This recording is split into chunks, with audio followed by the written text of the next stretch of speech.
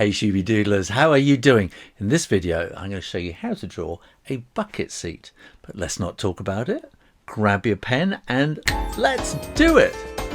Let's start with a line coming down like this, a bit of a curve like that. And then that's going to want to curve around like that. And then this is like the cushion on the top. We're going to put that curve line there to give the thickness to the cushion. Then we're going to want another curve coming up there, and that's going to come around the top and then down at a bit of an angle, and then here down a bit, and then we're going to join up around like that. And then we can put a little bit of thickness in there like that, and that can come around there. And we're going to get a little bit of thickness sort of coming around like that too.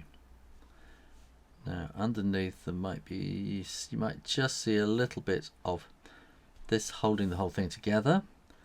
And we'll have a leg coming down there, slightly thicker and then getting thinner at the end. Thicker at the top, getting thinner at the bottom. And that will come to about like that. And then that one will come sort of out like that, thinner at the bottom. And we probably want to make that curve around that way a little bit. So I'm going to hide that little mistake with some shade, kind of like that. And we might want to put some little kind of metal tips to the whole to the legs. And then we'll do those little bits of shading, bit of shading on the floor,